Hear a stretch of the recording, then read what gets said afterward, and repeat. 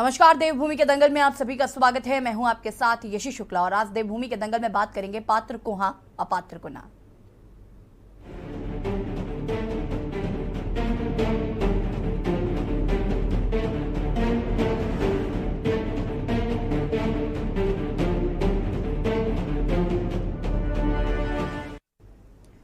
उत्तराखंड में धामी सरकार की नजर ऐसे राशन कार्ड धारकों पर है जो पात्रता न रखते हुए भी राज्य में सरकारी कोटे से राशन लेते हैं। ऐसे लोगों पर सख्ती दिखाते हुए प्रदेश सरकार ने पात्र को हां और अपात्र को ना योजना पूरे राज्य में लागू की है, जिसके अंतर्गत राशन कार्ड की पात्रता रखने वाले लोग अपने राशन कार्ड को जिला आपूर्ति विभाग में जमा करा सकते हैं और इसके लिए सरकार ने कुछ नियम का।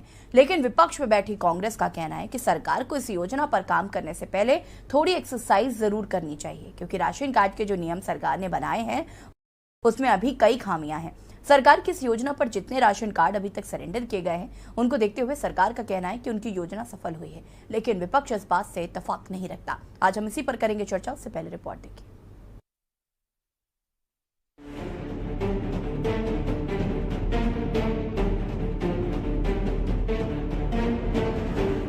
प्रदेश में लगातार दूसरी बार सत्ता पर काबिज पुष्कर सिंह धामी सरकार ने राज्य में सरकारी राशन लेने वाले ऐसे लोगों को चिन्हित करने की योजना बनाई है जो पात्रता न रखते हुए भी सरकारी अनाज का उपयोग करते हैं। सरकार ने पात्र को हां और अपात्र को ना योजना को पूरे प्रदेश में लागू किया है, जिसके तहत जो व्यक्ति सरकारी कोटे के राशन की पात्रता नहीं रखते, ऐसे व्यक्ति इस योजना के तहत अपने अपने राशन कार्ड जिला आपूर्ति अधिकारी के यहाँ जमा कर सकते हैं। इस योजना के लिए खाद्य विभाग ने 2 टोल फ्री नंबर 1967 और 4198 भी जारी किया था, जिन पर फोन करके व्यक्ति अपने राशन कार्ड को सरेंडर कर सकता है।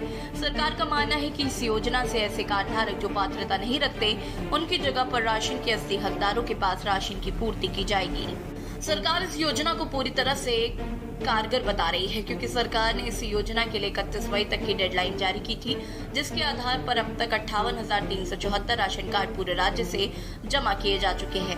खाद्य मंत्री रेखा आर्य ने इस योजना की सफलता पर खुशी जाहिर करते हुए कहा कि राज्य में अब तक जितने भी राशन कार्ड जमा हुए हैं उन सभी को जरूरतमंद लोगों तक पहुंचाने के भी निर्देश अधिकारियों को दिए गए हैं। खाद्य मंत्री का कहना है कि जो नए कार्ड पात्र को दिए जाएंगे वो एटीएम की तरह ही काम करेंगे, यानी जिस तरह से एटीएम से पैसा निकाला जाता है उसी की तर्ज पर व्यक्ति अपने राशन कार्ड का उपयोग करके अपना राशन ले सकेगा। मैं तो ये कोशिश करी थी कि जो हमारे पास में पीएचएच और अंत्योदय के कार्ड धारक हैं जिनकी आय 15,000 से नीचे है, वही लोग इसके पात्र माने जाएंगे और इससे ऊपर वाले अपात्र माने जाएंगे। उसी चिंतन में जो है स्टेट फंड योजना के अंतर्गत में भी जो राज्य खाद्य योजना है, पीले कार्ड धारक है जिनकी आय 5 लाख रुपए सालाना से जिनकी आय जो है वो यदि ऊपर है तो वो इसके अपात्र हैं और इसके नीचे है तो वो पात्र है। तो ऐसे लोगों ने भी कार्ड सरेंडर किए हैं और तभी जाकर ये आंकड़ा जो है लगभग 58,374 करीब बना है। तो निश्चित रूप से जब वो अब आज अपात्र हो चुके हैं, स्वेच्छा से उन्होंने सरेंडर किया है, तो निश्चित रूप से अब जो कोई व्यक्ति पात्र होगा उस व्यक्ति को ये कार्ड अलॉट किए जाएंगे और वो सरकार के राष्ट्रीय खाद्य सुरक्षा योजना का वो लाभ ले सकेगा। सरकार की पात्र को हां और अपात्र को ना योजना के तहत राज्य के जिन लोगों ने अपने राशन कार्ड सरेंडर किए हैं उनकी संख्या को लेकर सरकार अपनी योजना को सफल बता रही है, लेकिन इस योजना के साथ साथ जो नए राशन कार्ड बनाए जा रहे हैं उसके नियम और शर्तों को लेकर विपक्ष सवाल उठा रहा है। दरअसल राज्य में नए राशन कार्ड बनाने के लिए 15,000 से ज्यादा कमाने वाले व्यक्तियों को अपात्रों की श्रेणी में रखा जाएगा। इसके अलावा जिन लोगों के पक्के मकान होंगे या उनके पास 2 पहिया वाहन या उससे ज्यादा होगा, ऐसे व्यक्तियों को भी अपात्रों की श्रेणी में रखा जाएगा। सरकार इन्हीं शर्तों पर विपक्ष सवाल उठा रहा है। विपक्ष का कहना है कि उत्तराखंड राज्य में पहाड़ी क्षेत्रों में रहने वाले लोगों के पास भी पक्के मकान हैं, जबकि उनकी आय का कोई भी स्रोत नजर नहीं आता। ऐसे में क्या सरकार उन लोगों को भी पात्रों की सूची में रखेगी? विपक्ष ने सरकार को नसीहत दी है कि सरकार अगर इस फैसले को एक बार सही से मंथन कर ले तो शायद बेहतर होगा। देखिए, सबसे पहली बात तो ये है कि बड़ी अनिश्चितता की स्थिति है राज्य सरकार की भी और केंद्र सरकार की भी। अगर आप कोई योजना अगर शुरू करते हैं तो निश्चित तौर पर योजनागत तरीके से आप उसकी तमाम जो खामियां हैं उनको आप दूर करने का काम करते हैं। लेकिन यहाँ क्या है कि आपने बड़ी बड़ी घोषणाएं कर दी, बड़ी बड़ी बातें कर दी, लेकिन आज स्थिति बड़ी दयनीय है उत्तराखंड के अंदर। मैं कहूँ कि आप पहले, अब हमारे यहाँ तो देखिए कई जगह ऐसी है जहाँ लोग जो है आटे का ज़्यादा उपयोग करते हैं, कई लोग ऐसे हैं कि जो चावल का उपयोग ज़्यादा करते हैं। अब आपने तमाम ये चीज़ें बंद करके आप ये कह रहे हैं कि अब हम सिर्फ चावल देंगे।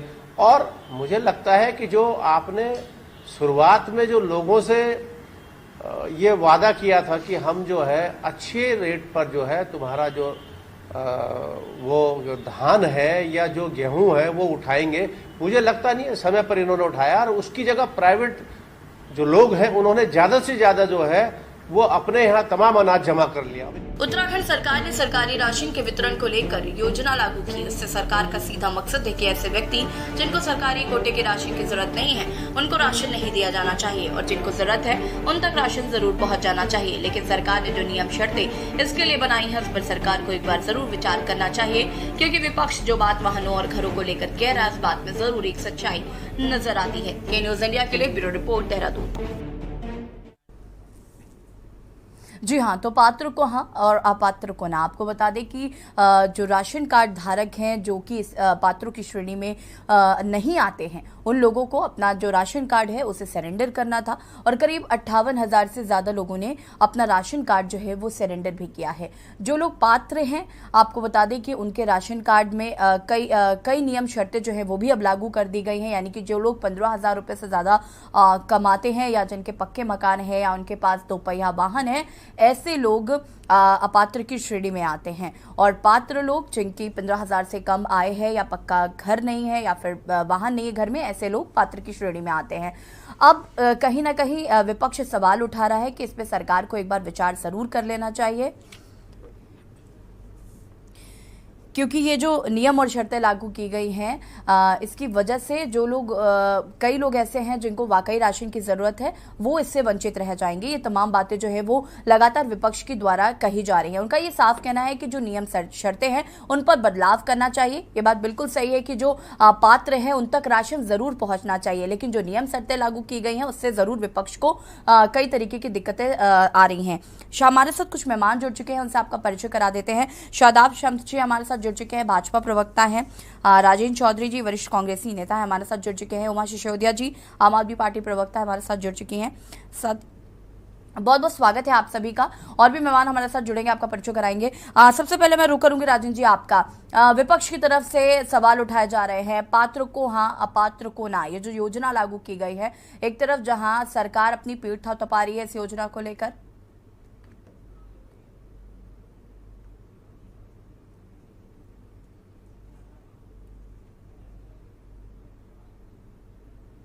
माफी के साथ आप सभी को यहाँ पर रोकना चाहेंगे। और जिस तरीके से पुलिस एडमिनिस्ट्रेशन ने बहुत ही सूझबूझ के साथ समझा बुझा के और हल्का पुलिस बल का प्रयोग करके जो है उनको लगभग पूरा डिस्पर्स कर दिया है। नए जो लड़के हैं, नए जो बच्चे हैं, उनको जरूर हम कहना चाहेंगे, एक तरह से अपील करना चाहेंगे कि सभी बड़े और बुजुर्गों की सुनवाई करें और अनावश्यक रूप से किसी भी रूप में कहीं भी मौके पर सड़क पर ना आए। पर्याप्त पुलिस बल सभी जनपदों में है, पर्याप्त जो है सतर्कता बरती जा रही है। लगभग अब सभी जगह शांति है। प्रयागराज में जो घटना हुई, जो सख्ती होगी, अगर किसी ने भी जो है अनावश्यक रूप से शांति व्यवस्था भंग करने का प्रयास किया है तो उनके विरुद्ध सख्त कार्रवाई की जाएगी। आगे आने वाले समय में भी हम अपील करना चाहेंगे पूरे प्रदेश में कि लोग शांति बनाए रखें। जो भी भाव है वो डेमोक्रेटिक रूप में जो है अपना जो विरोध बताना चाहते हैं या ज्ञापन देना चाहते हैं, ज्ञापन दें, जिला प्रशासन को दें, पुलिस को दें, लेकिन अनावश्यक कहीं सड़क पर ना आए और अनावश्यक रूप से शांति व्यवस्था भंग करने को ना दें। मैं चाहूँगा कि डीजीपी साहब भी अपनी ओर से अपना भी बयान देना चाहेंगे। आज जुम्मे की नमाज थी। पिछले 4-5 दिन से विस्तृत तैयारी चल रही थी। पुलिस और मजिस्ट्रेसी द्वारा एक बहुत विस्तृत रूप से पब्लिक आउटरीच किया गया था। सभी धर्मों के धर्म गुरुओं से, जनता के माननीय व्यक्तियों से बातचीत की गई थी शांति व्यवस्था कायम करने के लिए। आज बहुत ही एक्सटेंसिव पुलिस डिप्लॉयमेंट किया गया था और इस डिप्लॉयमेंट की बदौलत और इस मेहनत की बदौलत पूरे प्रदेश में अमन चैन कायम रहा है। 3-4 जिलों में प्रोटेस्ट हुआ है, जहां पर सहारनपुर है, प्रयागराज है, थोड़ा प्रदर्शन फिरोजाबाद में और थोड़ा मुरादाबाद में हुआ था। पुलिस फोर्स ने संयम एवं सख्ती के साथ इनको डील किया है, जिसकी बदौलत कहीं जनहानि नहीं हुई है। जहाँ पर बच्चे निकले थे उनको समझा बुझा के पूरी पुरजोर कोशिश की गई कि वो अपने घरों में लौट जाएं, लेकिन जहाँ दंगाइयों ने जो है कानून अपने हाथ में लेने की कोशिश की, पुलिस बल ने बहुत सख्ती के साथ उनको डील किया है। और मैं प्रदेश की जनता को आश्वस्त करता हूं कि जो लोग कानून का पालन करते हैं उनको कोई दिक्कत नहीं होगी, और जिन लोगों ने कानून अपने हाथ में लिया है हम किसी को भी नहीं छोड़ेंगे और उनको न्यायालय के समक्ष खड़ा करेंगे ताकि उनको दंडित किया जाए। कुछ पुलिस भी घायल हुए, पुलिस के जवान भी घायल हुए। हमारे सभी अधिकारी और सभी जवान सेफ हैं। एक आरएएफ के जवान को जरूर पत्थर की चोट लगी है मुंह पर, उसका इलाज किया जा रहा है, वो आउट ऑफ डेंजर है। बाकी छोटे मोटे हमारे वीर जवान हैं, हम लोग कभी अपने चोटों का जिक्र नहीं करते और ना हम इनसे डरते हैं। Thank you. धन्यवाद।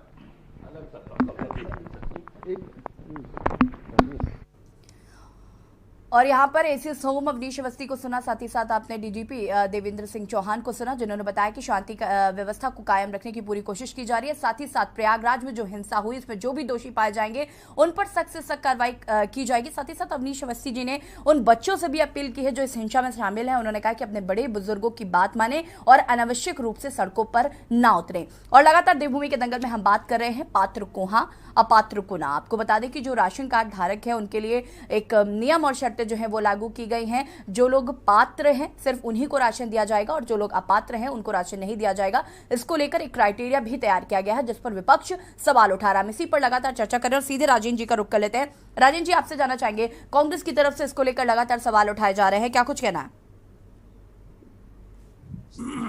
सर्वप्रथम तो मेरा कहना यह है जी कि चूंकि इलेक्शन खत्म हो गया है जी, तो अब अनाज बांटने का काम तो रहा नहीं, वो तो 4-5 साल के लिए टल गया जी। इसलिए अगर मगर ये नहीं होना चाहिए, 15,000 से कम होनी चाहिए। आपने 15,000 की भी वो सीमा बांध दी है जी। और जो अबव पॉवर्टी लाइन है उनके लिए आपने 1 लाख बांध दिए। तो यानी आप 1 लाख वाला जो एपीएल कार्ड धारक है उसे तो आप अनाज देंगे, और जो 1,80,000 वाला है उसे आप नहीं देंगे, 1,70,000 वाला। पहली बात। दूसरी बात, उत्तराखंड राज्य सरकार ने अभी 2 लाख मेट्रिक टन गेहूं खरीद का इनकी योजना थी जी। और मात्र 12,800 या 13,800 में एग्जैक्ट फिगर मैं भूल गया हूं, इन्होंने खरीद की। तो जब इनके पास अनाज नहीं है तो ये देंगे कहां से? तीसरी चीज ये है कि जब संसद ने right to food act pass कर दिया है जी, तो आप किसी को वंचित कैसे कर देंगे कि ये पात्र है, ये अपात्र है? ऐसा तो हो सकता है कि जो बीपीएल कार्ड धारक हैं उन्हें आप फ्री दें जी, ये हो सकता है, लेकिन जो इस राज्य के नागरिक हैं उन्हें राज्य के खाद्यान्न पे उनका पहला हक है। आप उन्हें मना नहीं कर सकते। अभी इन्होंने चीनी खत्म कर दी, केरोसिन खत्म कर दिया, और इलेक्शन से पहले ये चना भी दे रहे थे, चने की दाल भी दे रहे थे, साबुत चना भी दे रहे थे, चावल भी दे रहे थे, गेहूं भी दे रहे थे। तो ये किस तरह की सरकार है? ये जनता को सुविधाएं मुहैया कराने वाली सरकार है या लोगों से सुविधाएं खींचने वाली सरकार है? मेरा तो बहुत छोटा सा सवाल ये है जी। इसका जवाब मैं शादाब जी से जरूर लूंगी। हमारे साथ उमा सिसोदिया जी भी जुड़ी हुई है। उमा जी, क्या कुछ कहना है आपको? पहले तो पात्र को हाँ और अपात्र को ना, ये जो नियम लागू किया गया है और साथ ही साथ ये जो नियम और शर्तें लागू कर दी गई हैं, इसको लेकर क्या कहना है? देखिए उत्तराखंड में जो अगला चुनाव है वो लगभग 5 साल बाद है, तो 4 साल तक तो ऐसे ही होने वाला है। यहाँ पे जो अभी जो कुछ चल रहा है 4 साल तक ऐसे ही होगा। 5वें साल में फिर दोबारा से सब्सिडी दी जाएंगी, फिर दोबारा से सबको खाना पीना दिया जाएगा और 1 साल तक जनता की खूब चरण वंदना की जाएगी कि हम आपको 5 किलो की जगह इस बार 7 किलो राशन फ्री देंगे, सबको राशन फ्री देंगे, सबको देंगे। तो ये जो इस तरह की राजनीति बीजेपी ने पूरे देश में चालू कर रखी है, ये राजनीति बहुत ही शुद्र राजनीति है। अगर आप जनता के लिए फ्री करना चाहते हैं, कुछ चीजों को जनता के लिए देना चाहते हैं, तो आप उनको दीजिए और सबको दीजिए। आप सिर्फ जनता से अपील कर सकते हैं कि भाई अगर कोई छोड़ना चाहता है तो आप छोड़ सकते हैं। दिल्ली में केजरीवाल जी ने ये अपील की है कि अगर कोई बिजली की सब्सिडी छोड़ना चाहता है तो वो उसका स्वागत है, वो छोड़ सकता है। लेकिन वहां ये जबरदस्ती नहीं की गई कि भाई आपकी तनख्वाह इतनी होनी चाहिए, आपके घर में गाड़ी होनी चाहिए, आपके घर में ये होना चाहिए, तो हम आपको बिजली नहीं देंगे। ऐसा बिल्कुल नहीं कहा। उन्होंने कहा कि भाई अगर कुछ लोग छोड़ना चाहते हैं, आपको लगता है कि आप बिजली का बिल पे कर सकते हैं, तो आपका सहर्ष आप अपनी सब्सिडी छोड़ सकते हैं। मोदी जी का भी मैं, जबकि उन्होंने जो सिलेंडर पे सब्सिडी थी उस पर भी एक बार अपील आई थी, हम लोगों ने भी वो सब्सिडी छोड़ी कि हम ये सब्सिडी छोड़ सकते हैं। तो वो जबरदस्ती नहीं है। लेकिन जिस तरीके से उत्तराखंड की सरकार इस बार ये कर रही है कि 15,000 रुपए कमा, आप ये बताइए हमारे जो गांव में जो बुजुर्ग रहते हैं या छोटे कस्बों में जो लोग रहते हैं, उनकी कोई पेंशन नहीं आती है। उनके बच्चे अगर उनको कुछ मनी ऑर्डर से पैसे भेजते हैं तो उसी से उनका जीवन यापन होता है, लेकिन उनके पास मकान है। तो आप ये क्या कहेंगे कि वो लोग पात्र नहीं है, जबकि उनके बच्चे पता नहीं किस किस कंडीशंस में इंडिया से बाहर जाकर या दिल्ली बेंगलोर जैसे बड़े शहरों में रहकर कमाते हैं और वो उसमें से बचाकर अपने माँ बाप को या जो उनके आश्रित हैं उनको पैसे भेजते हैं। तो ये इसमें इतनी खामियां हैं, इस स्कीम में बहुत ज्यादा खामियां हैं कि सरकार किसको अपात्र बना रही है। अगर सरकार बिल्कुल अपात्र के जो क्राइटेरिया इन लोगों ने सेट किया, मुझे तो लगता है पूरा उत्तराखंड इसमें अपात्र हो जाएगा। या जो बाहर से जो लोग आए हुए हैं, जो उत्तराखंड के बाशिंदे मूल रूप निवासी नहीं है, शायद हो सकता है वही इन स्कीमों को ले लेके उनके पास ना यहाँ पर मकान है, ना उनके पास यहाँ पे स्कूटर मोटरसाइकिल हैं और छोटा मोटा काम करते हैं, तो या तो आप उनको देने के लिए सब कुछ कर रहे हैं। लेकिन उत्तराखंड के जो मूल निवासी हैं, उत्तराखंड के जो लोग हैं, उनको आप बिल्कुल अपात्र, आपके इसके हिसाब से बिल्कुल वो अपात्र हो जाएंगे। तो मैं समझती हूँ बहुत गलत है। और अगर ये सिर्फ इस वजह से है क्योंकि चुनाव इस बार भी नहीं है 4 साल तक, तो चुनाव जब आएंगे तब दोबारा कोई बढ़िया लोक लुभावनी स्कीम लाकर दे दी जाएगी जनता को, या अगर सरकार इस तरीके से सोच रही है तो मुझे लगता है ये ज्यादा सही है कि सरकार इसी तरीके से सोच रही है कि 4 साल तक चुनाव नहीं है तो आप कुछ मत कीजिए, जब चुनाव आएंगे 5वें साल फिर सबको पात्र बना दिया जाएगा। जी बिल्कुल। हमारे साथ कमलकांत जी भी जुड़ चुके हैं, यूकेडी प्रवक्ता हैं। कमलकांत जी, आपका भी बहुत बहुत स्वागत है के न्यूज में। और इस पात्र को हाँ पात्र को ना योजना को लेकर क्या कुछ कहना है? इसलिए सरकार ने नियम तो बना रही है, लेकिन सबसे पहले सरकार को इसका क्राइटेरिया स्पष्ट करना पड़ेगा। सरकार कह रही है कि जिस पर दुपहिया वाहन है, तो दुपहिया वाहन तो अब तो सभी पर है, गरीब से लेकर अमीर तक। दूसरा सेकंड, सरकार कह रही है कि जिनके पक्के मकान है, मैं स्पष्ट बोल दूं, पर्वतीय क्षेत्रों में कच्चे मकान नहीं होते, सारे पक्के ही होते हैं। कच्चे मकान प्लेन्स में होते हैं, तो उसका क्राइटेरिया पहले क्लियर करना पड़ेगा। दूसरा, 15,000 रुपए, तो क्या सरकार 15,000 रुपए से ऊपर वालों को देगी? और जो ये बंद करेगी, सबसे ज्यादा प्रभाव जो होगा एपीएल फैमिली पर होगा। बीपीएल को तो स्वाभाविक रूप से मिलता रहेगा, लेकिन जो एपीएल फैमिली पर दबाव पड़ेगा, तो एपीएल का जो क्राइटेरिया है वो सरकार को अभी स्पष्ट नहीं किया गया है, और वो कितने की दे रही है। और मैं बता दूं, जो सरकार दे रही है वो क्राइटेरिया उसमें नहीं है, स्टैंडर्ड माप नहीं है, अगर आप देखोगे। क्योंकि जो अभी भी मैं अगर गहनता से अध्ययन करना, मैं अभी स्पष्ट नहीं करूंगा, वो बाद में स्पष्ट करूंगा कुछ समय बाद। तो वो देखना पड़ेगा क्या किस तरह से दे रही है। तो सबसे पहले क्राइटेरिया जब स्पष्ट हो जाएगा, उसी के माध्यम से मिलेगा। खासतौर से एपीएल फैमिली पर दबाव पड़ेगा, बीपीएल को तो स्वाभाविक रूप से मिलता रहेगा। और वो स्पष्ट जब तक सरकार नहीं करेगी, हालांकि जो सरकार ने अभी क्या कहते हैं, अकाउंट्स की डिटेल सबको दे दी गई है, सरकार को सभी ने दे दी है, और लग रहा है सरकार उन्हीं के माध्यम से चेक करके कट कर देगी, जहां तक मुझे लग रहा है। क्योंकि जब अकाउंट्स की डिटेल के माध्यम से सारा स्पष्ट हो जाएगा कि किस पर कितना पैसा है, कितनी संपत्ति है, तो बाकी देखना है। अभी क्राइटेरिया जब तक सरकार स्पष्ट नहीं होगा तब तक कुछ कहना बड़ा मुश्किल है। शादाब जी, अब आपकी प्रतिक्रिया चाहूंगी मैं, पात्र को हाँ पात्र को ना, क्योंकि इसमें बहुत सारी कमियां खामियां नजर आती हैं। क्योंकि जिस हिसाब से टर्म्स एंड कंडीशन आपने अप्लाई किया है कि 15,000 से ज्यादा जिनकी आय होगी वो पात्र नहीं है, साथ ही साथ जिनका पक्का मकान है वो पात्र नहीं है, और जिनके पास 2 पहिया वाहन है वो पात्र नहीं। तो आप मुझे ये बताइए, ये क्राइटेरिया कैसे डिसाइड किया है आपने? अभी तक आप जब चुनाव नजदीक आ रहे थे उस वक्त आप कह रहे थे हम सबको राशन देंगे, हम सबको मुफ्त राशन, और आप बांट भी रहे थे। उसके बाद अब आपने क्या किया? Buy 1 get 1 free, terms and condition apply. और ये टर्म्स एंड कंडीशन आपकी क्या है कि 15,000 रुपए जो है वो नहीं होने, 15,000 से ज्यादा पैसे अगर होंगे तो आप पात्र नहीं है, 2 पहिया वाहन है आपके पास तो आप पात्र नहीं है, घर है आपके पास तो आप पात्र नहीं है। ये क्राइटेरिया क्या आप डिस्क्राइब करेंगे क्या?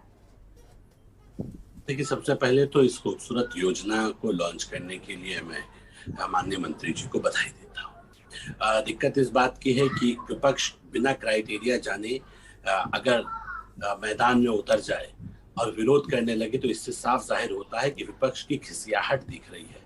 वो हमारा विरोध करने के लिए केवल विरोध कर रहा है, इसके अलावा कुछ नहीं है, क्योंकि अभी तक तो पूरी टर्म्स और कंडीशन सामने आई नहीं है। तो आपने अभी से हल्ला मचाना शुरू क्यों कर दिया? एक बात।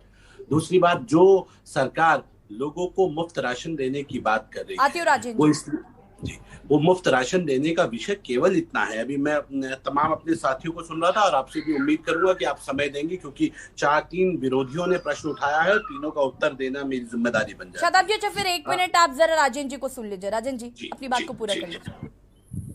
मैं शम्स भाई से एक ही सवाल पूछूंगा जी। जब आप माननीय मंत्री जी को बधाई दे रहे हैं नई नीति के लिए, तो क्या बिना नियमों के नीति बना दी? जी, मैं उत्तर दे दूं? जी दीजिए शादाब जी।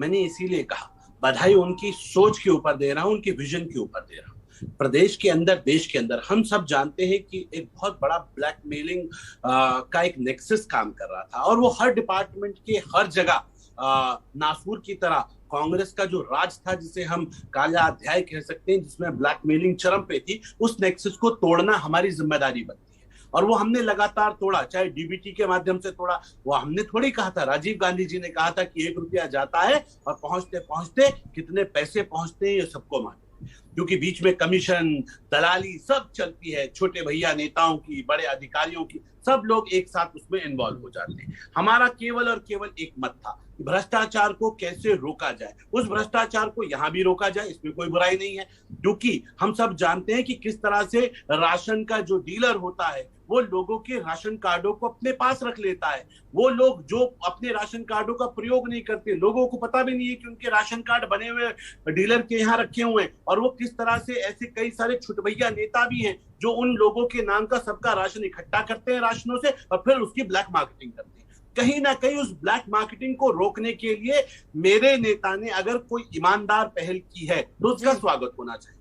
हमारा मत केवल और केवल इतना है, जो जरूरतमंद है, जो क्यू में, जो लाइन में लग के खड़ा होकर राशन ले सकता है, यानी कि वो मजबूर होगा ना जो राशन लेने जा रहा है, उसको राशन मिलना चाहिए, वो कोई हो जो लाइन में लगे। लेकिन जो कुपात्र है, जो घर में बैठा है, जिसके पास बड़ी बड़ी गाड़ियां हैं, जिसके पास बड़े इंफ्रास्ट्रक्चर हैं, जिसके पास बड़े बिजनेस जिसके चल रहे हैं, जिसके लाखों रुपए हर महीने ट्रांजैक्शन हो रही है जिसके अकाउंट में, भाई एक बात बताइए उसको इसकी क्या आवश्यकता है? उसके नाम पे जो दूसरे खा रहे हैं, जो उसके नाम पे भ्रष्टाचार हो रहा है, जो छुटभैये उन कार्डों का इस्तेमाल करके कहीं ना कहीं ब्लैकमेलिंग करने का काम कर रहे हैं, कहीं ना कहीं हमें उन लोगों को रोकना पड़ेगा और उनका हक जो है, जो वाकई पात्र लोग हैं, उनके हक को उन तक पहुंचाना पड़ेगा। और मेरा मानना है कि क्यों चावल और आटा पहुंचे, दाल क्यों ना पहुंचे, उनके पास सरसों का तेल क्यों ना पहुंचे, उनके पास मिर्च मसाले क्यों ना पहुंचे, सब पहुंचे ना।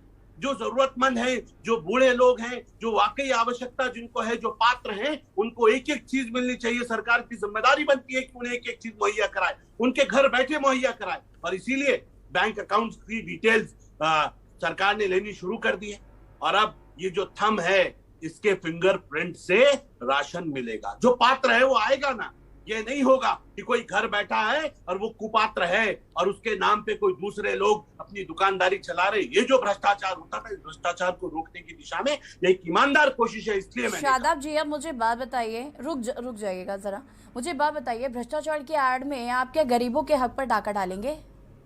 इसमें गरीबों को तो देने के लिए वो अमीर, आप कैसे दे रहे गरीबों को? आप मुझे बताइए, ये 15,000 रुपए का क्राइटेरिया आपको लगता है ये वाजिब है?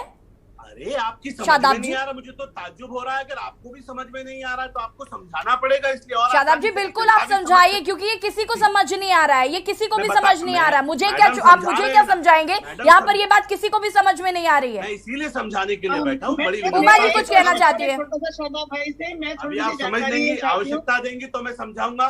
2 मिनट का समय दे दीजिए। मेरी जनरल नॉलेज थोड़ा सा मुझे बता दीजिए। एक सेकंड शादाब भाई, मुझे एक्चुअली थोड़ा सा मैं ज्ञान प्राप्त करना चाहती हूँ आपसे। आपने कहा कि जो 15,000 रुपया कमाते हैं या जो उससे ऊपर। अब एक परिवार में एक व्यक्ति तो 15,000 रुपए कमाता है, उसके नाम मकान भी है, लेकिन अगर उनके जो दूसरे छोटे भाई बहन हैं जो 18 साल से ऊपर हैं लेकिन उनकी अभी नौकरियां नहीं है, वो कुछ काम नहीं करते हैं, तो उसके लिए सरकार ने क्या क्या मतलब आपने किया? क्या वो अलग अलग हर परिवार के क्या अलग अलग व्यक्ति को आप राशन के लिए पात्र और सुपात्र मानेंगे कि ये सुपात्र है और ये पात्र नहीं है? क्योंकि मकान तो किसी एक के नाम ही होगा, स्कूटर मोटरसाइकिल किसी एक के नाम ही होगी। जी जी बिल्कुल। उत्तर दे दूं?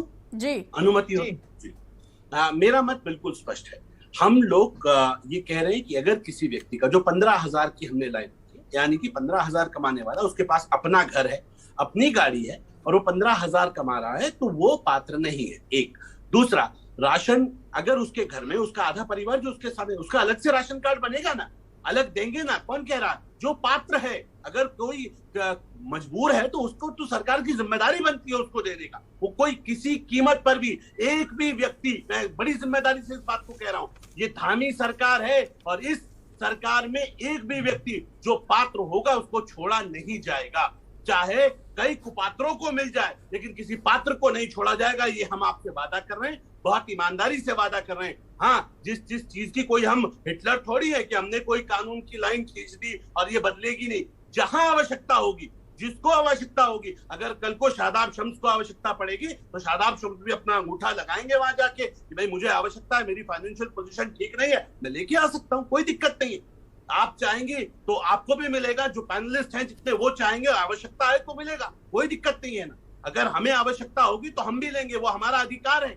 वो जो लोगों को आवश्यकता है उनको उनका अधिकार मिलेगा, लेकिन जिन लोगों को आवश्यकता नहीं है उसके नाम पे जो लोग ठगी का सौदा कर रहे हैं, जो धंधे चला रहे हैं, जो ब्लैकमेलिंग करके ब्लैक मार्केटिंग कर रहे हैं, उनके ऊपर अंकुश लगेगा। और मुझे लगता है कि इस अच्छी योजना में सबको साथ देंगे। कोई भी, ये तो मान सकता हूं मैं कि विरोधी इतनी बात विपक्ष के नेता कर रहे हैं कि ऐसा ना हो कि लोगों के साथ अन्याय हो जाए। जो वाकई गरीब है, आपकी चिंता भी वाजिब है, कहीं ऐसा ना हो उनके साथ अन्याय हो जाए। लेकिन मैं आपको आश्वस्त कर रहा हूं, एक भी व्यक्ति इस योजना के लाभ से जो पात्र होगा उसको छोड़ा नहीं जाएगा, उसको वंचित नहीं रखा जाएगा। ठीक है शादाब जी। राजेंद्र जी कुछ कहना चाहते हैं? राजेंद्र जी, मैं शादाब भाई से एक सवाल पूछना चाहता हूं कि जी। जिस व्यक्ति को वर्ष 2022-23 में 15,000 रुपए आए हैं या 16,000 है या 20,000 है, तो उसे 2022-23 में उसका राशन कार्ड निरस्त समझा जाएगा, सरेंडर हो जाएगा। लेकिन अगर उसे 23-24 में या 24-25 में उसकी आय 15,000 से कम होती है तो क्या प्रावधान है? नहीं, हमने आपको दूसरी चीज मैं कंप्लीट कर दूं। दूसरी चीज, असेसमेंट का क्या क्राइटेरिया है? कहीं ऐसा तो नहीं होगा कि जो रिपोर्ट बनाते हैं, क्योंकि इसमें लेखपाल की रिपोर्ट लगती है, राजस्व की रिपोर्ट लगती है, मेरी आय 20,000 है, 25,000 है, क्योंकि मुझे मेरी जो आमदनी है वो मेरे खाते में नहीं जा रही, मुझे नगद आय है, मैंने पटवारी से 10,000 आय बनवा ली तो मैं पात्र हो गया। यानी नीति का मेरी समझ में नहीं आया। मैं उमा की बात से बिल्कुल सहमत हूं एक विषय पे कि जो लोग सक्षम हैं आप उनसे अपील करिए कि वो अपने आप से राशन लेना छोड़ दें। लेकिन ये 10,000 15,000 ये कंपनियों की तरह खेल मत खेलिए कि नियम लागू, शर्तें लागू। वो जैसे हम पहले मोबाइल रिचार्ज लेते थे तो उस पर वो बहुत बारीक चींटियों वाली लाइन होती थी, उसे आप पढ़ ही नहीं सकते, उसके लिए आपको लेंस चाहिए कि साहब नियम लागू। नहीं, सरकार जो है, शादाब भाई, सरकार कोई भी हो, सरकार आम आदमी को सहूलियत देने के लिए लोकतंत्र है। आम आदमी से सहूलियत छीनने के लिए लोकतंत्र नहीं है, मैं तो नहीं मानता कम से कम। और आपका ये कहना कि भ्रष्टाचार था, फलाना था, समय समय पे योजनाएं और सुविधाएं बढ़ती हैं। अगर राशन कार्ड धारक आज कम हो रहे हैं तो आप बताइए कि जो राशन कार्ड की दुकानें हैं, आप बता सकते हैं उत्तराखंड राज्य में वर्तमान में कितनी दुकानें हैं? मैं बताता हूं आपको। वर्ष 2020 तक 9,127 दुकानें थी। अगर आज इस क्राइटेरिया में 30% या 40% लोग इस अन्य योजना से बाहर हो गए तो क्या दुकानें कम नहीं होंगी? क्या बेरोजगारी नहीं बढ़ेगी? और जब आपके स्टॉक में माल ही नहीं है, आप बांटेंगे कैसे? मैं कोई राजनीतिक बात नहीं कह रहा आपसे। उत्तर दे दूं? जी आप दीजिए। मैं केवल इतना कह रहा हूँ राजेंद्र जी आपको, जो राशन डीलर्स हैं इनकी पैरोकारी करनी बंद कर देनी चाहिए। ये राशन डीलर्स जो हैं, हम सब ने देखा किस किस क्राइटेरिया से खड़े हुए थे और कौन कौन कितनी ब्लैक मार्केटिंग करता है, आपको और हमें सब पता है। हम जमीन पर रहने वाले लोग हैं। जनता का हक, आम आदमी की गाड़ी कमाई जो सरकार उन्हें देना चाहती है, उसके ऊपर डाका डालने वालों की क्या हमें पैरवी करनी चाहिए?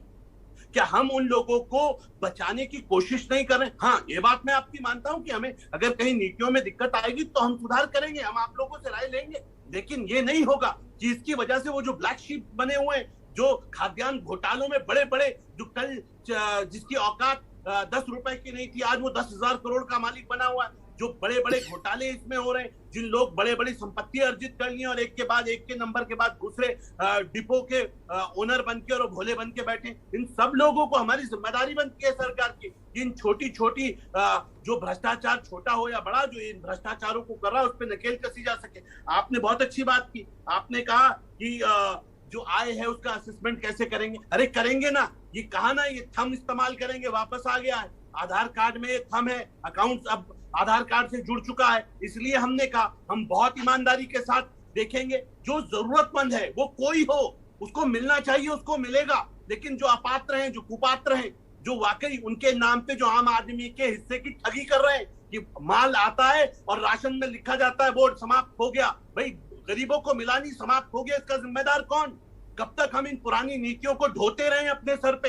कब तक गलत नीतियों के ऊपर ही चलते रहे? कब हमें अपने आप की सुधार करने की क्या आवश्यकता नहीं होगी? जहां आवश्यकता होगी, मेरी सरकार सुधार कर रही है और इसलिए हम कह रहे हैं जहां जहां आवश्यकता होगी हम सुधार करेंगे। कुछ कमियां रह जाएंगे, हम लकीर खींच के काम नहीं करेंगे, कमियां रह जाएंगी तो पुनः सुधारेंगे। और हम ये पूरी ईमानदारी के साथ कोशिश करेंगे कि एक भी व्यक्ति जो पात्र है उसके साथ नाइंसाफी ना हो। आपने एक प्रश्न और उठाया, आपने कहा कि अगर पटवारी गलत आय प्रमाण पत्र दे देता, छोड़ेंगे नहीं ना सालों, किसी को नहीं छोड़ेंगे।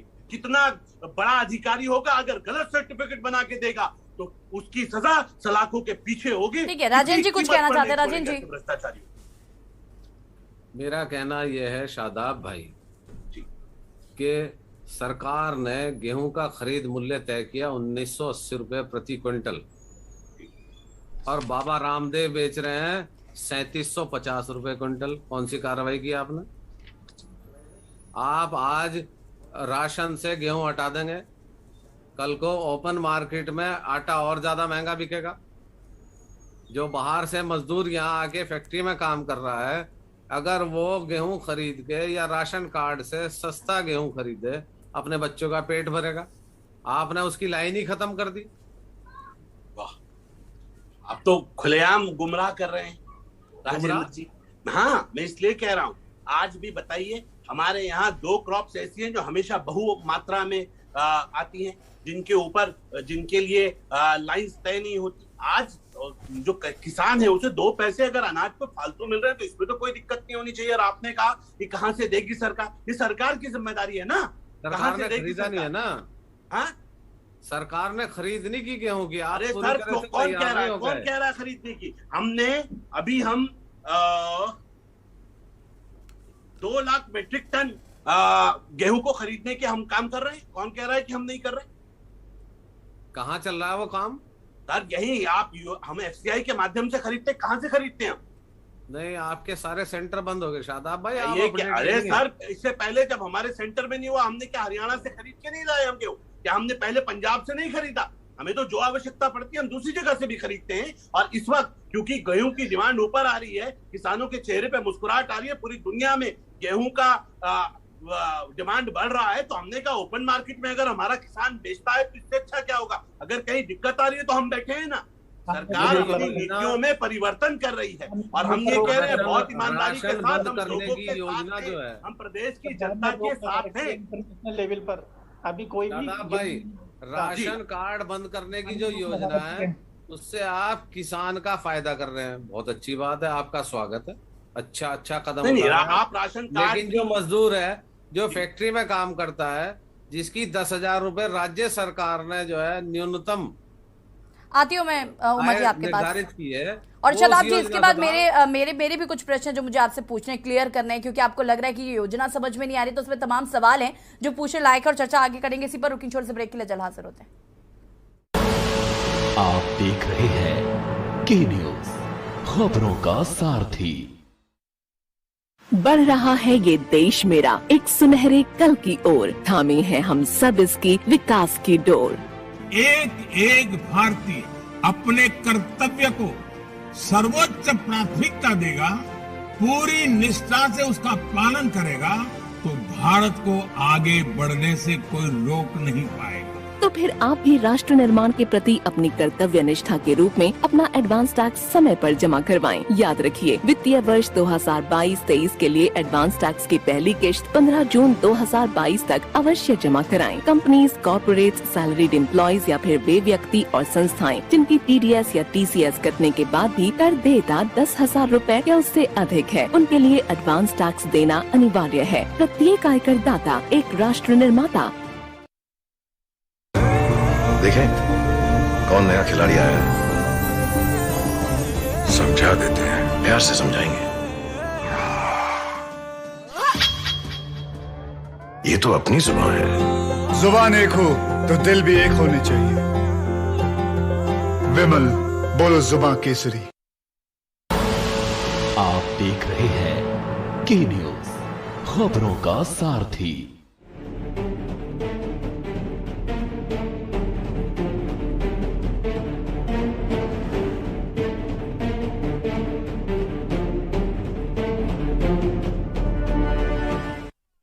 ब्रेक के बाद एक बार फिर से आप सभी का स्वागत है और आज देवभूमि के दंगल में हम बात कर रहे हैं पात्र को हाँ, अपात्र को ना। आपको बता दें कि ये योजना सरकार द्वारा लागू की गई है, जिसमें कई टर्म्स एंड कंडीशन भी है। साथ ही साथ जिन लोगों की सैलरी 15,000 रुपए या 15,000 रुपए वो कमाते हैं और जिनके घर में दोपहिया वाहन है, पक्का मकान है, ऐसे लोग पात्र की श्रेणी में नहीं आते हैं। चर्चा हम इसी पर कर रहे हैं। लगातार हमारे साथ मेहमान भी जुड़े हुए हैं और उमा जी कुछ कहना चाहती हूँ। उमा जी, देखिए, मैं अपने बड़े भाई शादाब जी से सिर्फ एक प्रश्न पूछना चाहती हूँ कि जब सरकार सभी लोगों को राशन मुहैया करा रही थी और सभी उसमें राशन कार्ड होल्डर्स थे, तब सरकार ज्यादा बड़ी संख्या में, बड़ी तादाद में किसानों से गेहूं की खरीद करती रही होगी। ये एक सीधा गणित है। जब सरकार को ज्यादा बांटना है तो सरकार ज्यादा खरीद करेगी। लेकिन अब जो कि ये जो नई योजना आई है, इसके तहत जो लोगों को राशन दिया जाएगा वो बहुत सीमित संख्या में वो लोग होंगे, बहुत कम संख्या में लोग होंगे।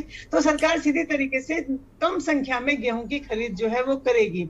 और ऐसे में जो लोग इस योजना से बाहर हो गए हैं, वो खुले मार्केट से सामान खरीदेंगे, गेहूं खरीदेंगे या दूसरा तमाम सामान खरीदेंगे तो महंगे रेट्स पर लेंगे।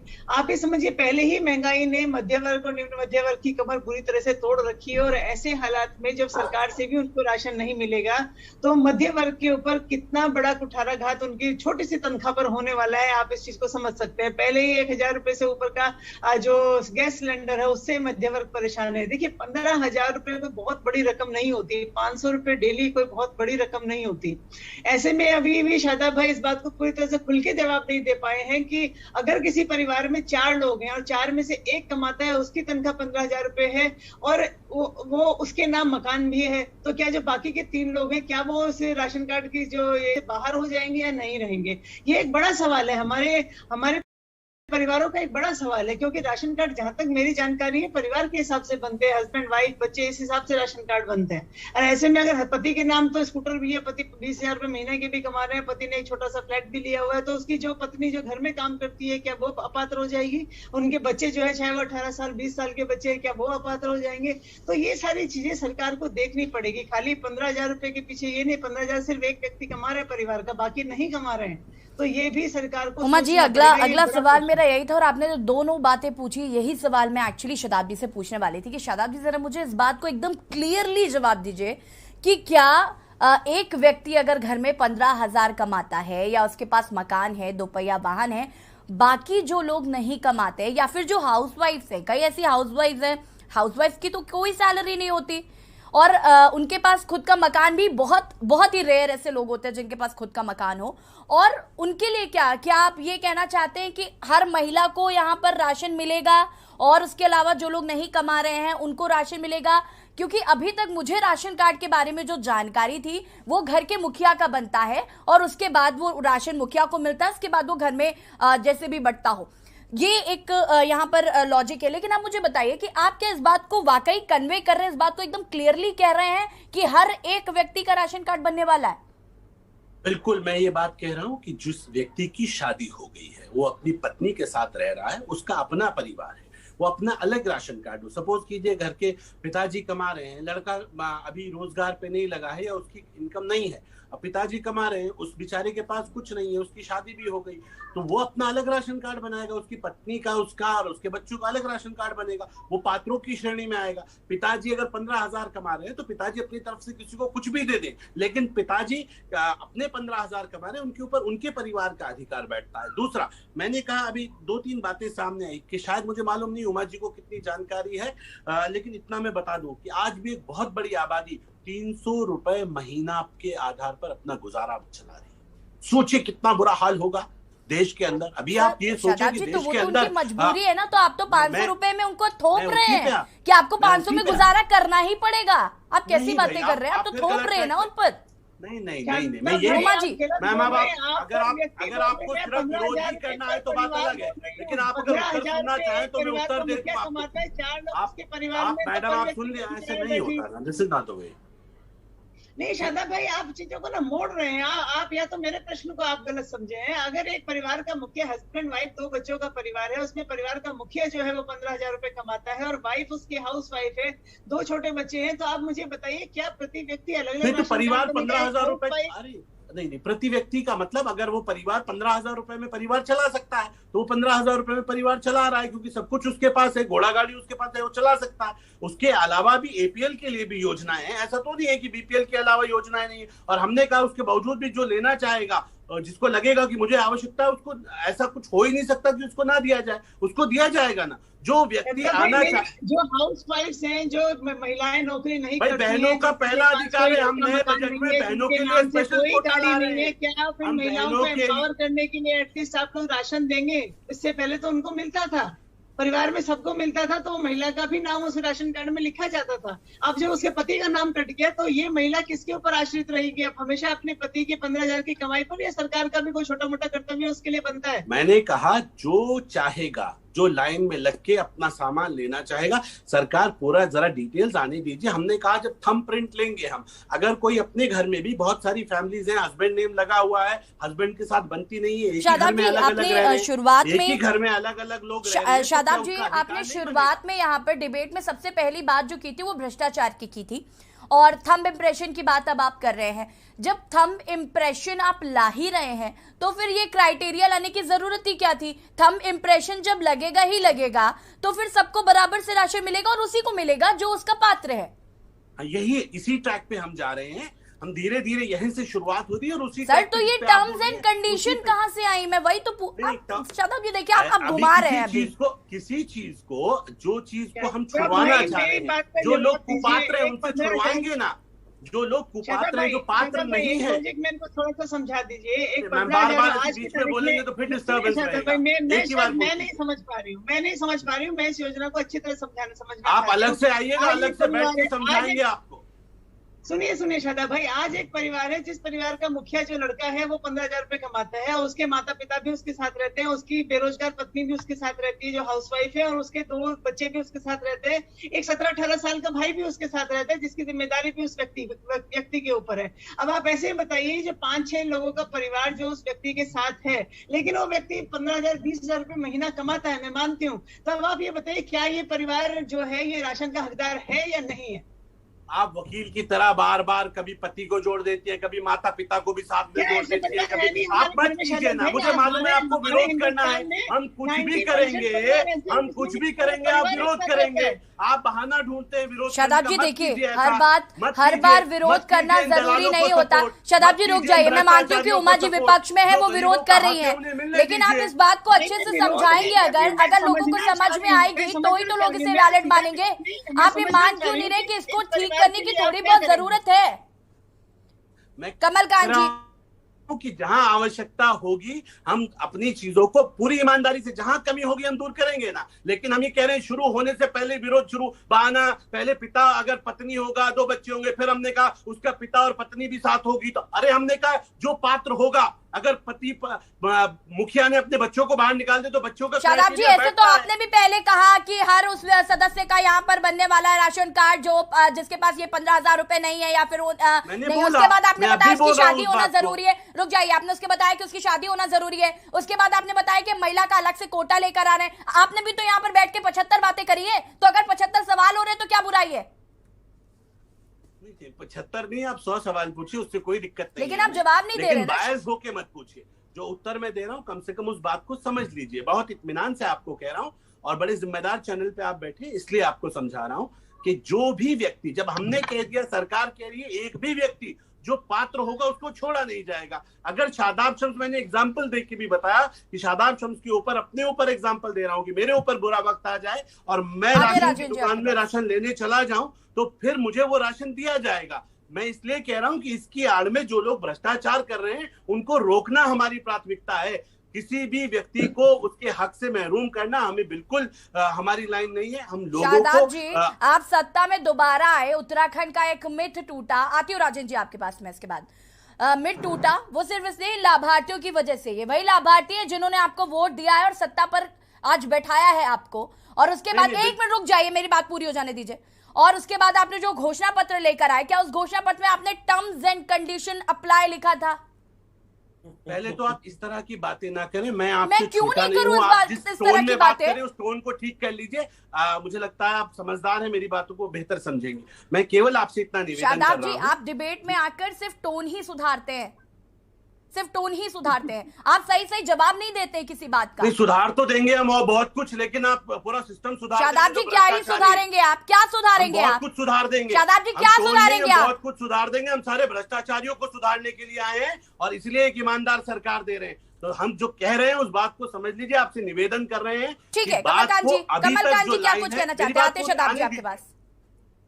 ले लीजिए, ऐसा अच्छा नहीं होता आप अगर ऐसे करेंगे तो। मैं ये कह रहा हूं, हम बहुत ईमानदारी से ये कह रहे हैं, जो भी पात्र होगा किसी कीमत पर भी सरकार को कुछ भी करना पड़ेगा, पात्र के साथ नाइंसाफी नहीं होगी। अगर पात्र के साथ नाइंसाफी होगी, मैं आपसे कह रहा हूं, अपने चैनल पे बुलाइएगा, हमें बिठाइएगा और लतेड़िएगा कि ये आपने कहा था कि किसी पात्र के साथ उसकी अनदेखी नहीं होगी, ये क्या हो रहा है। ठीक है शादाब जी, वापस आते हैं आपके पास। कमलकांत जी को सुन लेते हैं राजेंद्र जी, इसके बाद मैं आपके पास आती हूँ। कमलकांत जी, मेरा कहना यह है कि जैसे कि अब जो क्राइटेरिया आएगा वो तो खैर देखना पड़ेगा। एक वो लंबा प्रोसेस है, कुछ दिनों में शायद सरकार रिलीज भी कर दे जो भी प्रोसेस है।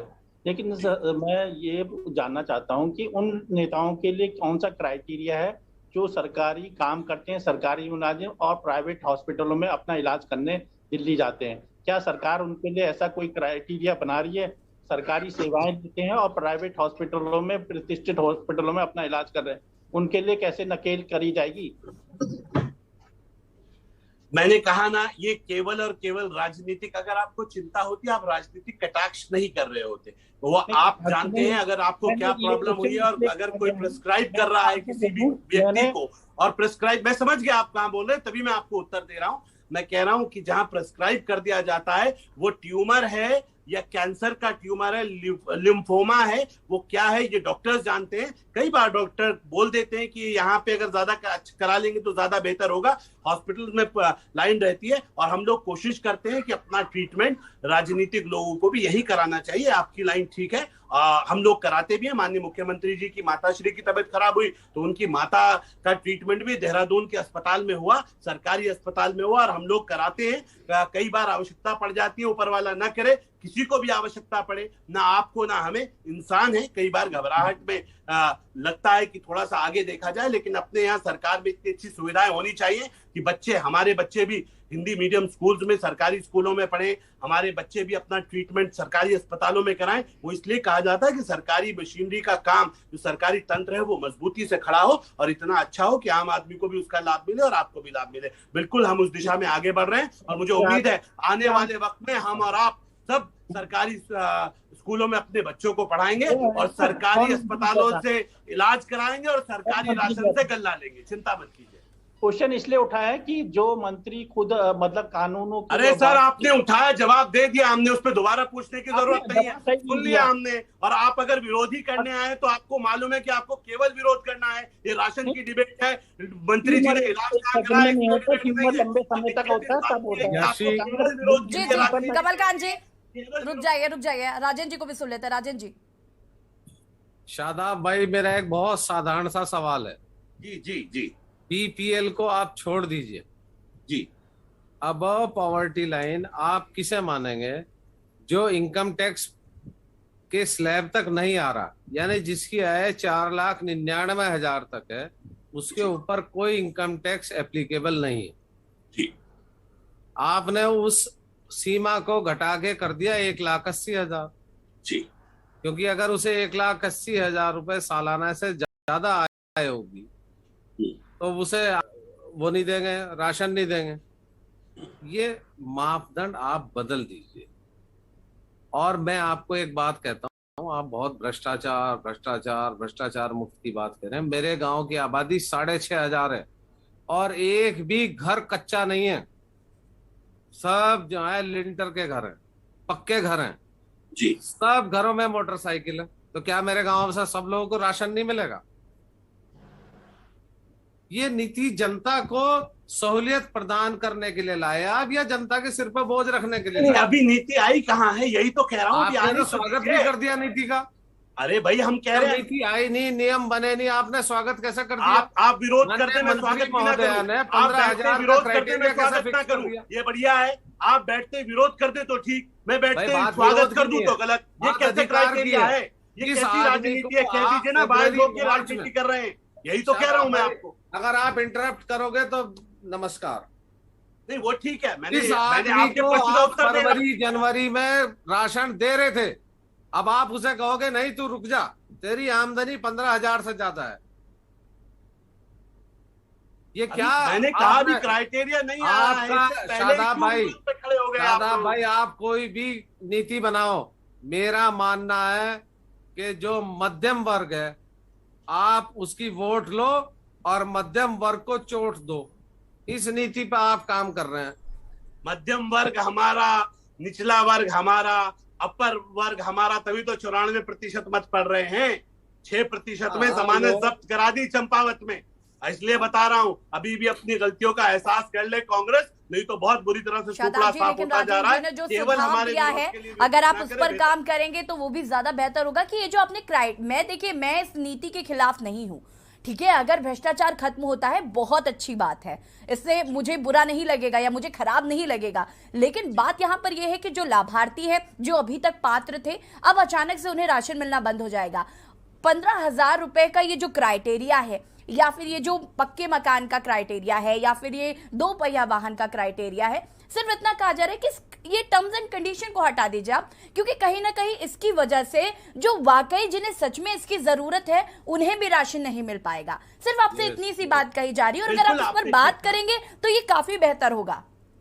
मैं आपकी बात से सहमत हूं, और मैं ये कह रहा हूं 2 पहिया नहीं था, वो भी 4 पहिया वाहन की बात थी, और उस बात को भी हम और आगे लेके जा रहे हैं। अगर कोई वाकई पात्र है, मैं ये कह रहा हूं उसके पास 4 पहिया वाहन भी है और वो पात्र है, नहीं है उसके घर में कोई कमाने वाला, वो पेंशन पे अपना गुजारा कर रहा है, तो उसका भी अधिकार बनता है। उसका अधिकार क्यों नहीं बनेगा? हम बहुत बारीकी से, मैं आपको ये बहुत ईमानदारी के साथ आश्वस्त करा रहा हूं, सरकार की तरफ से एक भी आदमी जो पात्र होगा, जिसको आवश्यकता होगी, उसके घर तक राशन पहुंचाने की जिम्मेदारी हमारी होगी।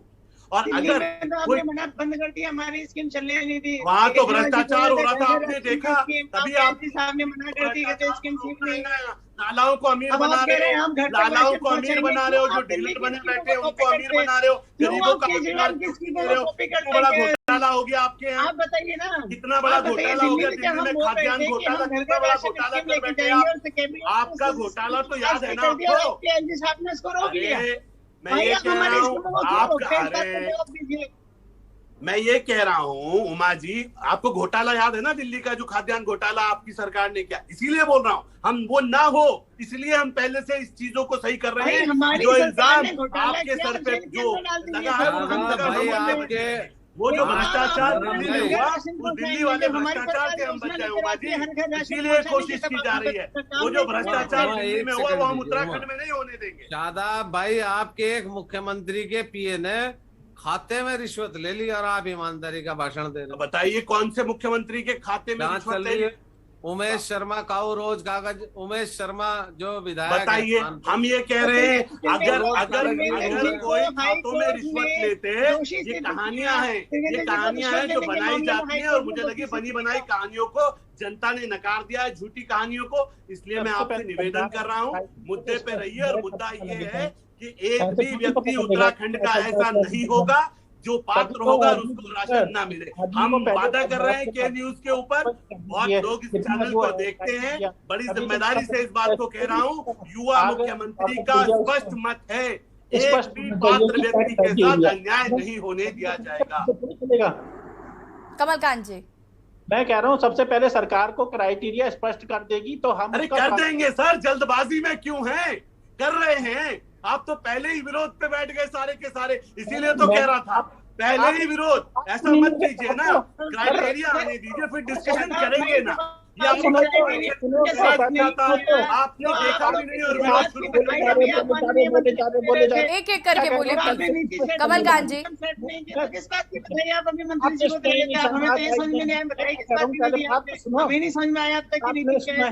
पहले मेरी बात सुन लीजिए आप। तब शहबाज भाई, मैंने स्पष्ट, आपने जब मैंने पहला स्टेटमेंट दिया था, मैंने कहा सबसे पहले आप क्राइटेरिया स्पष्ट करेंगे तभी हम बोल सकते हैं, उससे आगे हम बोल ही नहीं सकते। और बहुत धन्यवाद आपका।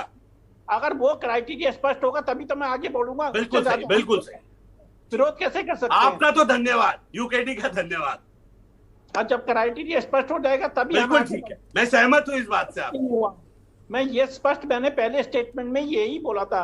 और प्लस मैंने अभी क्वेश्चन एक और भी बोला है कि आप एक यूनिट पर कितना दे रहे हैं, वो स्पष्ट होना जरूरी है, क्योंकि वो फूड एंड सेफ्टी के अकॉर्डिंग टू काम कर रहा है कि नहीं कर रहा। क्योंकि अगर आप कम देंगे तो उस पर कार्रवाई हो सकती है। शादाब जी, मेरा आपसे ये सवाल है, मैं इसका जवाब लूंगी आपसे, लेकिन उससे पहले मेरे इस सवाल का भी जवाब दे दीजिए। जैसे कि अभी हम जब यहाँ पर शुरुआत में डिबेट कर रहे थे और हम 2 पहिया वाहन की बात कर रहे थे, तब आपने इसको इनकार नहीं किया। अभी जाते जाते जरूर आपने इस बात का जिक्र किया कि हम 2 पहिया नहीं 4 पहिया वाहन की बात कर रहे हैं। जी जी, नहीं ऐसा मेरे पास भी सुनने में आया है अभी तक, क्योंकि क्राइटेरिया क्लियर नहीं हुआ है, इसलिए मैं भी आप लोगों, मैं आपसे जरूर शादाब जी ये कहना चाहूंगी कि प्लीज अगर ये क्राइटेरिया अगर आप हटाएंगे तो स्वागत है आपकी इस योजना का। लेकिन अगर आप क्राइटेरिया को रखेंगे तो कहीं ना कहीं जो वाकई पात्र हैं वो भी अपात्र की श्रेणी में आ जाएंगे। और ये सभी विपक्ष का भी यही कहना है। विपक्ष यहाँ पर आप पर विरोधाभास राजनीति करने के लिए नहीं बैठा है, यहाँ पर वो आपको एक अच्छे सुझाव दे रहा है। मुझे लगता है अगर अच्छे सुझाव मिलते हैं तो उन्हें अपनाने में कोई गुरेज नहीं है।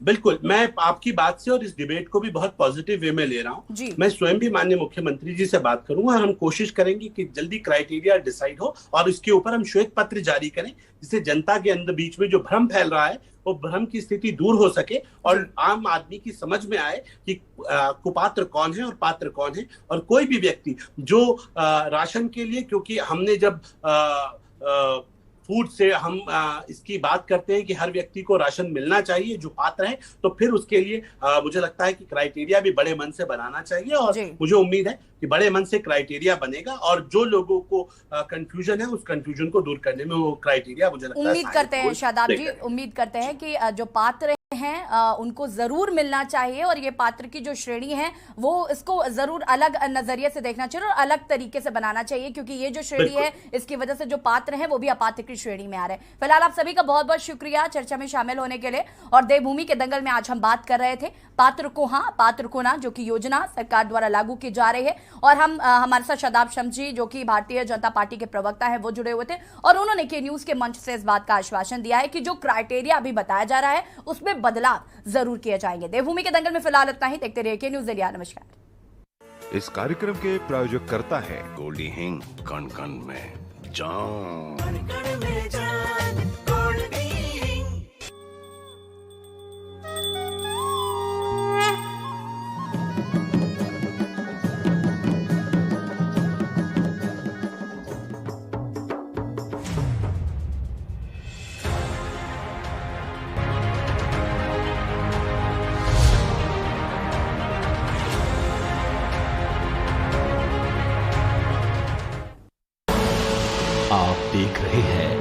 के न्यूज, खबरों का सारथी। गुड मॉर्निंग चाचा, एक अदरक वाली चाय। अभी बेटा। मोदी जी मेरा परिवार। वैसे चाचा, आपने दीवार पर क्यों लिखा है मोदी जी मेरा परिवार? प्राइम मिनिस्टर आपको जानते हैं? जानते तो नहीं, लेकिन हमारे दुख इनसे छुपे नहीं रहते। मतलब? नहीं समझी? घर घर मुफ्त राशन पहुंचाया, टीके लगवाए, और बेटा संकट में जो साथ खड़ा होता है वही असली परिवार होता है। समझ गई चाचा, आपका परिवार बेस्ट है। ले चाय पी।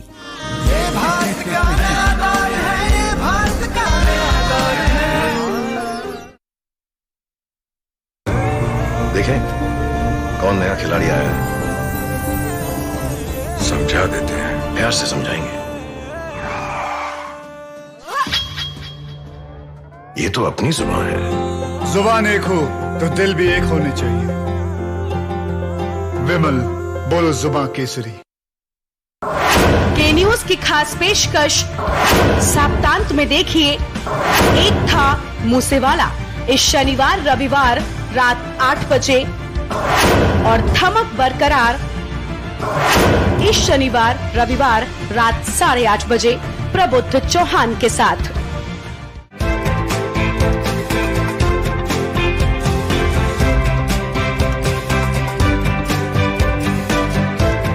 आमतौर पर हम में से बहुत लोगों को बड़े नाखून रखने का शौक होता है, लेकिन क्या कभी आपने ऐसे किसी शख्स के बारे में सुना है जिसका नाम दुनिया भर में सबसे लंबे नाखून रखने के लिए Guinness book of world record में? जी